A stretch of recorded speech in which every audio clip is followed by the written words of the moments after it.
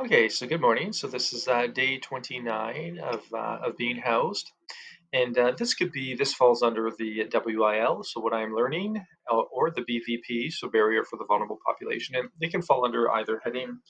And this is something I would really not like to. I'd rather not talk about this at all. I'd rather sweep this under the rug and just pretend it didn't happen. But that's why it's quite wonderful and fortuitous to talk about these things. So this has to do with social anxiety and its source. And I'm just going to talk about this from like an overhead or a high level perspective, and but perhaps in the future we'll revisit um, this recording. We'll revisit this situation that I'm going to explain in a moment, and then we can talk about it from a spiritual perspective. So we can always build upon this. So what actually took place is I went to the track. So this is a Saturday. So this is like I mentioned, it's day 29 of being housed. Um, it is Saturday, September the 13th of 2025, and I went to the track. And my knee is, oh goodness, I can't run as of yet. So I'm going to. I've already made up my mind this week to put a primary focus on using the stationary bike at the gym and maybe wearing a sweatsuit and just getting my heart rate up and focusing on staying on there for a minimum of 20 minutes. And I want to get a good sweat going. So I can do that while my knee is being rehabilitated. So, anyway, um, the normal group of four, or so three others, was not there. And then one of the guys, he showed up shortly after. I'd already been walking, we're say for like a half an hour, 40 minutes. And so we walked for a little bit. So I walked for a total of, we're say about like an hour and a half. And it's quite good. And it's very useful, keeping committed to that time slot. So, one of the main things I've noted, being part of the vulnerable population and going through a period of impoverishment, is you don't realize how much people go out to eat, and their socialization revolves around food until you lack funds. And this is the same thing that I noted when I used to drink. I used to drink alcohol and I used to smoke cigarettes. And and then when I received Jesus, um, I committed my heart and my life to the Lord. I felt very convicted that I could no longer get drunk. There's no way. I want to always be accountable and responsible for even the thoughts that I think. And then also cigarettes made absolutely no sense. And I was thinking, oh, I always say I'm on the verge of quitting, but I never actually quit. So um, one of the main challenges that I found when way back when with first with drinking was I realized that I was using alcohol to um, virtually regulate my moods, but also to as like a pick me up, but also as like encouragement to feel comfortable in social situations, which was hindering me from actually facing, the anxiety or the insecurities that I housed. So it became like a mask or a crutch. So I had to learn how to, work through uncomfortable situations. Yeah, yeah, so many uncomfortable situations, and then all of a sudden you get used to it, and then it's like everything. You become more comfortable in your own skin, and the more you talk in public, the more comfortable you become in talking with public or in public. So it's challenging those fears and sticking with it, not shrinking back from it. And I found with cigarette smoking, one of the most difficult things with cigarette smoking after like the addiction was gone, or after I'd been delivered from smoking cigarettes, I realized that there was like a psychological impact where I didn't know what to do with my hands, and I associated smoking a cigarette with like having those relaxed casual conversations, where you're kind of taking a time out from the world and you're actually just speaking, like from a relaxed state. So I had to relearn, these things. I'm finding it's very, and so anyway, so then with drinking, especially, I didn't realize just how much drinking became a central part of socializing and socialization, and that was very difficult. Now I find I don't know anybody who drinks. In my the people that I'm around, my current company, nobody drinks like that I know of. Like, yeah, like even one or two beers. So I'm never around alcohol. Also cigarettes. I don't think I know anybody who smokes any cigarettes. So it's interesting how like those things were removed from me, and then over time, my circle of peers has changed drastically. So part of being a member of the vulnerable population or going through a season of impoverishment is I don't have excess funds for goodness for fast food, which is not necessarily a bad thing. I find like we can be addicted to food rather easily, and especially fast food is it's geared towards it's not geared towards health. It's geared towards convenience, and um, so being away from this for such a long time has forced me to rely on, once again, my diet is very plain and very cost effective, but it's also very intentional. And so my stomach has shrunk considerably, and also like my energy levels, they seem to be pretty consistent. And yeah, so it's the discipline has been there. Um, so after the track, um, it was just this one friend of mine and myself, and he said, "Oh, like, do you feel like going and getting some food?" I said, "Ah, goodness, I, it's tempting, but I can't. Like, I can't afford it." And then we are going to go get a coffee, which is still cost money, and it's something that like I should be doing without. And but then he suggested going to another place, and I thought, oh, I'll just get something small. So I did, or so I was like, yeah, we'll go to this other place, and we're sitting there. And so this is the situation. There's a young man. So I know this young man. I went to primary school. Like his he's got two older sisters. His eldest sister is a year older than me. His middle sister is she's a year younger than me, and I think he was like three years younger than me. It's just a really nice neighborhood kid. Always just seemed like such a nice guy, and he's a police officer now in this community.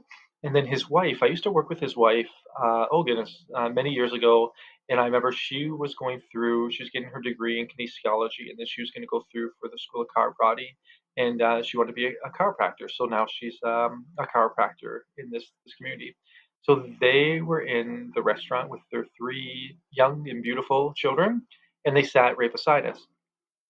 I felt extremely socially awkward for a moment. I was flush with emotions. Um, and the emotion stood from because I just ordered fries and gravy because I wanted to keep like, I figured it would only be like $4 or something like that. And to me, it's embarrassing because of my age and because of, like what should be expected of me in terms of, oh, you can't afford to eat out, you shouldn't go out. Oh, if you're financially impoverished, at this age, what's wrong with you? That means there's all these terrible things wrong with you. Oh, like, anyways, these are all just thoughts that are going through my mind. These are thoughts that I'm just automatically assuming other people might be thinking about me. Although with this young man and this young woman, I found them to be nothing shy of just very kind and respectful people, and with great levels of integrity. And so, like, those insecurities do not have to align with the reality or the actuality that's around me, but they create an imagined reality within me. And that imagined reality within me heightens my spiritual sensitivity, it heightens my social awkwardness. And then I found I started talking a little more. And I caught myself and I was thinking, well, wait a second. If I'm talking a little more, virtually what I'm doing is I'm trying to mask the insecurity that I'm feeling by, with an outward display, with by talking more, by I'm virtually being phony. And I caught myself, and I started thinking about why do I feel this way? And then I was thinking, it's because I don't feel like I add up. I don't feel like I'm good enough. I feel like my financial state or my lack of finances, actually has like a great indicator of like who I am, like of my character and the value that I possess and like the successfulness of my life. And then I was thinking, but I don't even agree with that. Yet these thoughts are floating around in my mind, and I'm having a physiological reaction to this. So all these things are occurring behind the scenes in the moment, unbeknownst to everybody else around me. And I'm certain if they pay close attention, they might pick up certain cues, such as like heightened pace in conversation or in words or in speech, but also a lack of what's the word for it? It's not a lack of comfort, but you can sense when somebody feels at ease or somebody feels tense, the lack of peace, virtually. And I was just thinking about how it's interesting when you think about what anxiety really is. It actually is the opposite of peace. And peace actually comes from being whole and complete and just being secure in who you are. And I was thinking, if somebody else is going through impoverishment, if somebody else is going through like a difficult time in their life or challenge in their life, praise God. Like I wouldn't judge them. In fact, I'd want them to come out. I'd want them to be just to be themselves, to be an active part and a contributing part of our wonderful community around us. And this insecurity that I'm feeling is causing me to act and feel awkward, which other people will pick up on. And that leaves a lot of room for misinterpretations. And it can have such a major and a prolonged impact on you. And if this continues and if it heightens, it could cause me to want to be a social recluse and to take that path or that option. But it can also um, people could take note of it, and then that my reputation could precede me, or that reputation that stems from this could precede me, and then all of a sudden, people are going to expect that from me. And then that will inspire that feeling to be heightened. There's just so many things that can develop from this, so many negative things. Anyway, so then the biggest thing for me is my friend and I, we prayed over the food. But then I was just thinking, these thoughts are not of God. These thoughts are not even of myself. I don't agree with them. These are stemming from insecurities. And so it's wise. I always think of like when we talk, we use the term cause and effect. And oftentimes we look at the effect and we focus on the effect, but we seldom seek and actively seek the cause. So I was thinking, okay, you know what? When I get back, I think this is before this memory, you know, evaporates. I'm going to record this and just I'll just get it out. I'll be transparent and I'll just record it as the way it played out, and then we can build upon it from there. But anyhow, so yeah, so that took place this morning, and I believe this is a good it's a good WIL. So the what I'm learning in the moment experientially is the impact of our insecurities and how like certain thoughts can creep in from our insecurities, and they can have an impact on our imagination, and our imagination actually creates the reality that we're experiencing. So there's a physiological reaction not to the actuality of what other people are thinking and what's going on around me, but the reality that I believe is taking place. So it shows like the power of suggestion, the power of thought. The barrier for the vulnerable population would be for each and every one of you that's going through a period of impoverishment or a state of impoverishment. Um, Goodness, if I may, please permit me to be a voice for the voiceless. You might be dealing with things that others not only cannot see, but they wouldn't understand because when you're on the other side of this, when you're working a job that's very, oh goodness, a job that you feel very purpose to do, a job that our society gives like a strong approval to. One that they would our society would say, oh, that's a good job for a person that age. And so you're working in a position where you feel purposed, but you're receiving the finances, so you have a discretionary income. So when you go to a restaurant, you don't have to nickel and dime when you're looking at like the prices beside like the different items. Um, you're going to forget about these things because they're no longer going to be a part of the reality that you're experiencing. And then so this lesson is going to it'll disappear as you mature. However, for those of you that aren't there yet, this could be a rather devastating experience for you. It could be a rather embarrassing experience for you.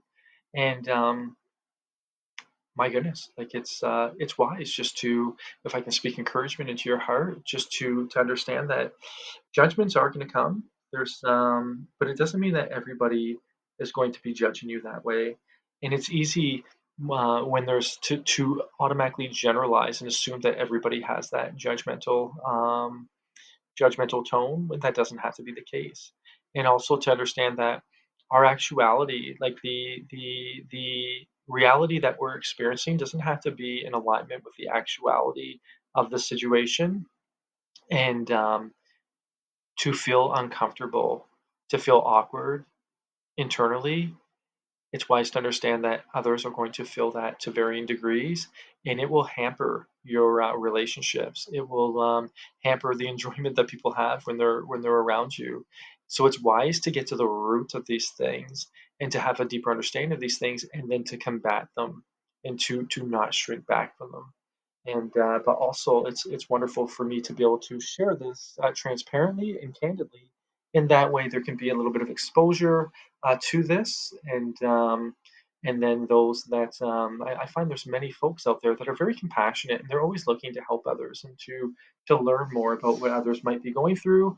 And this little bit of information could inspire like a whole lot of compassion. Anyway, so that is that. I'm thankful to be able to share it. And also too, I was thinking, oh, it's probably better to. I prefer like, and not that I'm like, I prefer to be more financially responsible, and to like fast food can be it can be a way to siphon money from your bank account. And this is it's wise for me to be more responsible and to learn the lessons to not spend money frivolously and to save. So, anyways, there's a lot to learn from this, a lot to grow from this.